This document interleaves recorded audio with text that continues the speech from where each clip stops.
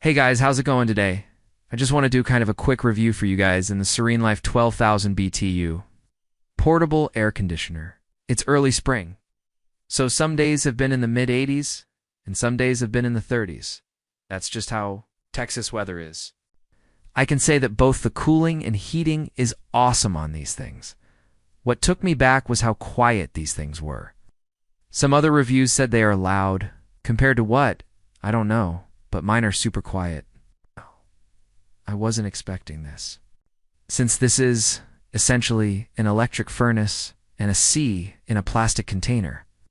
My only guess about the noise is that they're comparing the noise it makes to silence, I guess, or is that they plugged it up and powered it on soon after getting it.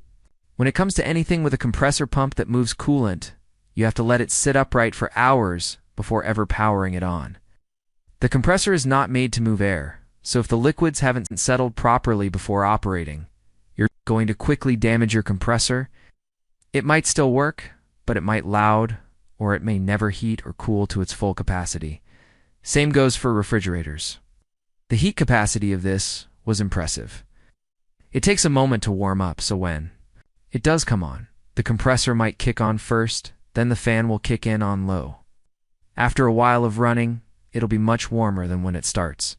So far, the coolest night for me was 34 degrees, and I actually had to turn them down from 72 to 68 because it quickly got hot in here. While the heat coming out may not be as hot as the heat from a gas furnace or electric space heater, it moves far more air in general. The heat coming out won't be hot enough to set something on fire like a space heater.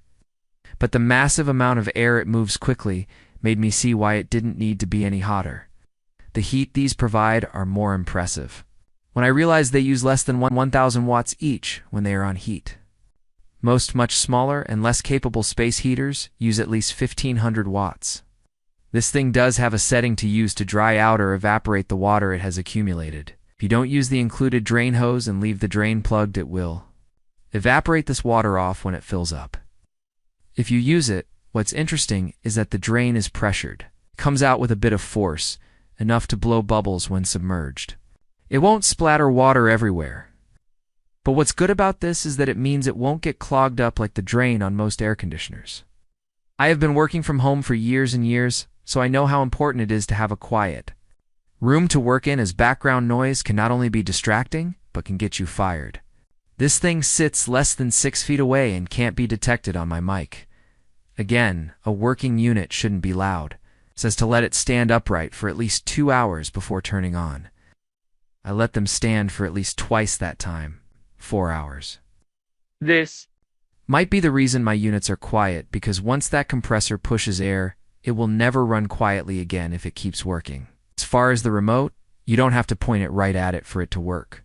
This, like all portable air conditioners, will create a bit of a vacuum, which will pull air into any cracks in your walls, windows, floors.